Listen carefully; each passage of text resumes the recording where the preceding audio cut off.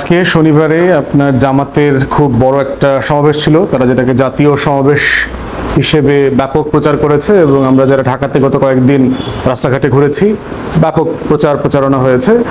সংগঠন আকারে জামাত সবচেয়ে সংগঠিত রাজনৈতিক দল বর্তমান বাস্তবতা এবং সবচেয়ে ধনী সংগঠন বলতে হবে, সংগঠন ধনী এবং সুশৃঙ্খল জনবল আছে, এটা আমরা সবাই মোটামুটি জানি।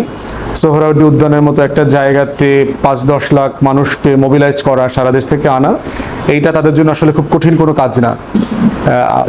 জামাতের রাজনীতি সম্পর্কে জানেন, জামাতের সংগঠনের সক্ষমতা সম্পর্কে জানেন, এইটা খুব বাস্তবতা একটা ব্যাপার আর কি।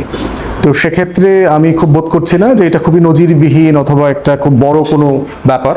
জামাতের রাজনীতি ওয়াইজ এই ধরনের বড় বড় সমাবেশ তারা বহুবার করেছে, বাট অফকোর্স ১৬ বছরের ফ্যাসিবাদী শাসনামলে যেটা হয়েছে যে তাদেরকে তো কাইন্ড অফ সেমি নিষিদ্ধ সংগঠনে পরিণত করেছিল। এখন হচ্ছে আজকের সমাবেশকে কেন্দ্র করে অনেকগুলো বিষয় ঘটেছে বাংলাদেশের রাজনীতিতে। সেটা হচ্ছে যে এর আগে আমরা দেখেছি চরমোনাইর একটা বড় শোডাউন করেছে একই জায়গাতে সোহরাওয়ার্দী উদ্যানে, এবং সেটাও বেশ বড় সমাবেশ ছিল আজকে জামাতেরটা হয়েছে। বিএনপির পরে এখন সবচেয়ে বড় দুইটা রাজনৈতিক দল যারা হচ্ছে ইসলামী দল, ইসলামী দলগুলোর এই সমাবেশগুলো করবার সিদ্ধান্ত কি তারা নিজ দায়িত্বে করছে এবং এটা করবার মধ্য দিয়ে তারা আসলে কি অ্যাচিভ করতে চায়, এটা আমাদের বোঝা জরুরি। রাজনৈতিক অঙ্গনে আমরা যারা বিচরণ করছি, পার্টিকুলারলি জামাতের যে ৭ দফা দাবি দেওয়া হয়েছে, রাজনৈতিকভাবে এই দাবিগুলোর সাথে কারো খুব বেশি দ্বিমত নাই। বিএনপির হয়তো পিআরের জায়গাটাতে একটা দ্বিমত আছে, বাকি যেগুলো মোটার দাগে আমরা সবাই একমত এবং ঐকমত্য কমিশনে আমরা গত কয়েক সপ্তাহ থেকে টানা এই বিষয়গুলো নিয়ে কথা বলছি। ঝুঁকির জায়গাগুলো যেগুলো দেখছি সেটা হচ্ছে আলোচনার বিষয় আজকে, সেটা হচ্ছে যে বিএনপি জামাতের যে জোট সরকার ছিল ২০০১ থেকে ২০০৬ এবং বিএনপি জামাতের যে একটা রাজনৈতিক সম্পর্ক আমরা ১৯৯১ সালে সরকার গঠন না করেও দেখেছি, সেই দুইটা বাস্তবতায় এই ধরনের শোডাউন এবং সমাবেশগুলো আমাদের ভবিষ্যৎ রাজনীতি এবং ভূ রাজনীতিতে কী ধরনের রোল প্লে করতে পারে সেই জায়গাটা বোঝাটা খুব জরুরি। ৯১ সালে বিএনপি নির্বাচিত হয়ে আসে, সবচেয়ে বড় বেশি আসন পায়, কিন্তু সরকার গঠন করবার মতো সিট ছিল না। জামাত সেখানে তাদের ১৮ জনের একটা সিটের ব্যাকআপ দিয়ে সরকার গঠন করেছে এবং সেখানে জামাতের কোনো দেনদরবারও ছিল না, তারা কোনো মন্ত্রীও হয়নি। কিন্তু আমরা ৯৩ সালের দিকে দেখলাম যে তখনকার জামাতের আমির প্রফেসর গোলাম আজমের নাগরিকত্ব ইস্যু নিয়ে তাকে গ্রেফতার করা হলো, পরবর্তীতে একটা মামলায় গড়ালো হাইকোর্টে। এগুলোকে কেন্দ্র করে ছাত্রদল শিবির বিভিন্ন ক্যাম্পাসে সহিংসতায় জড়ায়া পড়ে এবং দিন শেষে জামাত বিএনপি বলয় থেকে বেরিয়ে এসে আওয়ামী লীগের বলয়ে চলে যায় এবং আওয়ামী লীগের বলয়ে গিয়ে জামাতের যে হিস্টোরিক্যাল কেয়ারটেকার গভর্নমেন্টের আইডিয়া ছিল, এই আইডিয়াকে কেন্দ্র করে আওয়ামী লীগ সারা দেশকে অস্থিতিশীল করে ফেলে। ১৭৩ দিনের হরতাল, ভায়োলেন্স সবকিছু মিলিয়ে সংসদ থেকে পদত্যাগ করে। ৯৬ একটা মেকি নির্বাচন হয় সিম্পলি কেয়ারটেকারের বিলটা পাশ করবার জন্য। তো সব মিলে যেটা হয়েছে, এই যে বিএনপি জামাতের হানিমুন পিরিয়ড পার হয়ে যাওয়ার পরে যে রাজনীতিটা তারা আসলে করে, এটা আসলে আওয়ামী লীগের পুনর্বাসনের রাজনীতিটা তারা করে হিস্টোরিক্যালি। একই ঘটনা আমরা দেখেছি ২০০১ থেকে ৬-এর পরে লগি বৈঠার যে বাস্তবতা এসছে, আসার পরে এই জোট সরকার এবং এই জোট সরকারের সাথে ভারতের সম্পর্ক, জামাতের উত্থান। তখনকার মনমোহন সিং বললেন যে বাংলাদেশে জামাতের মতো একটা দলের প্রায় ২৫% সাপোর্ট বেস তৈরি হয়ে গেছে এবং এর পরবর্তীতে যোগ হলো ওয়ার অন টেরর, সন্ত্রাসের বিরুদ্ধে আমেরিকার সে অনন্তকালের যুদ্ধ। সেখানে ইসলামী দল অথবা এনিথিং ইসলামিক সংগঠন, ইসলামপন্থী রাজনীতি সবগুলোকে তারা সন্ত্রাসের কাতারে ঢুকায়া দিল।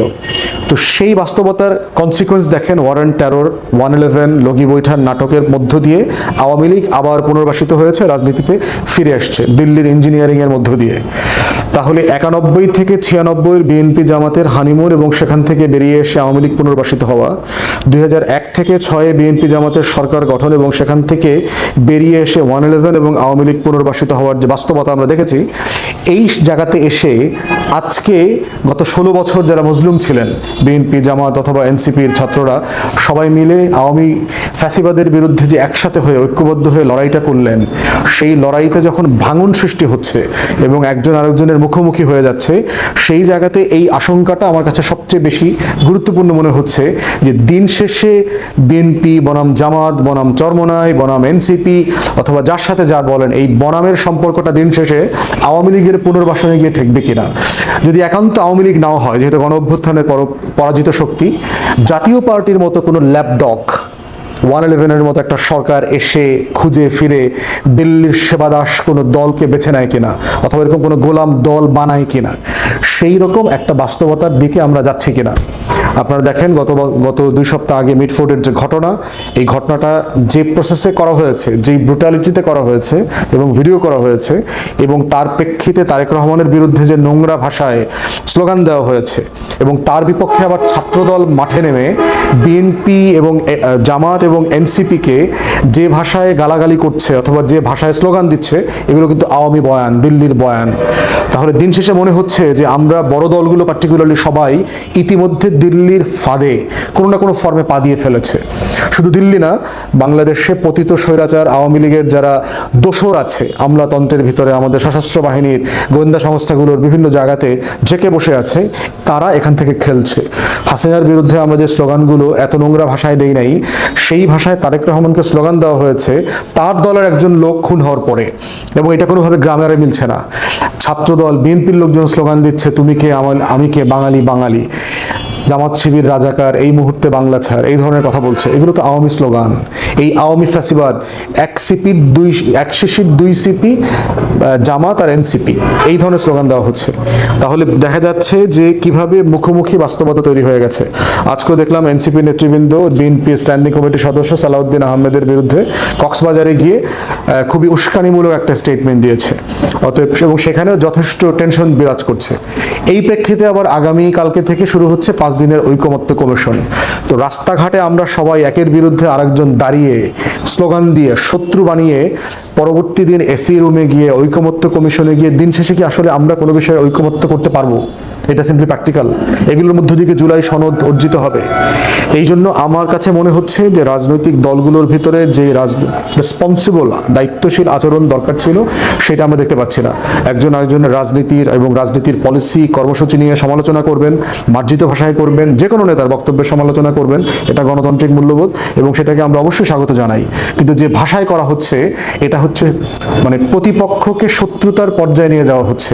আর শত্রুর সাথে বোঝাপড়া হয় না, শত্রুর সাথে ঐকমত্য হয় না। অতএব এই শত্রুতার সম্পর্ক নিয়ে রাজপথ থেকে যখন আমরা ঐকমত্য কমিশনে যাব, দিন শেষে কোনো বোঝাপড়া হবে না, ওখানে ডেডলক হবে এবং গত 2 সপ্তাহের আচার আচরণ, রাস্তার যে বাস্তবতা, সেগুলো ওখানে ফুটে উঠবে।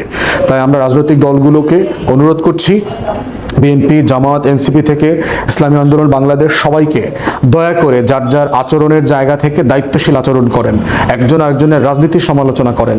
আপনি পিআরের বিপক্ষে, এটা বিপক্ষে থাকার অধিকার যেমন আছে, যারা পিআরের পক্ষে সংখ্যানুপাতিক আনুপাতিক সংখ্যার উপরে অথবা আসন বন্টনের মধ্যে তাদের অধিকার আছে এটার পক্ষে থাকার। দুজনের যুক্তিটা তুলে ধরেন, সংকট কোথায়, এই যুক্তির মাঝখানে সমঝোতা হতে পারে কোথায়, সে আলোচনাটা করি সবাই মিলে। আদারওয়াইজ যেটা হবে, নিজেরা এই মারামারি, কাটাকাটি এবং অনৈক্য তৈরি করতে গিয়ে দিন শেষে দেখবেন যে আপনারা সবাই ক্ষমতার যে পিজা ছিল, যে কেক ছিল, সেই কেক থেকে বঞ্চিত হচ্ছেন। চতুর্থ কোনো পক্ষ, পঞ্চম কোনো পক্ষ এসে আপনার সেই ক্ষমতার কেকটা খেয়ে ফেলবে, এই আশঙ্কা আমি কোনোভাবে উড়িয়ে দিতে চাচ্ছি না। অতএব সেই জায়গাতে অনুরোধ করছি সকল রাজনৈতিক দলগুলোকে, নিজেদের ভিতরকে যে টেনশন আছে সেটাকে ডিএসকেলেট করেন, কমিয়ে নিয়ে আসেন, কমিয়ে এনে সবাই সবার অফিসে যান, চা খান, সম্পর্ক তৈরি করেন, বাট রাজনৈতিক দ্বিমতটা রাখেন, কোনো সমস্যা নাই। এভাবেই হচ্ছে আমরা আসন্ন যে কোনো রাজনৈতিক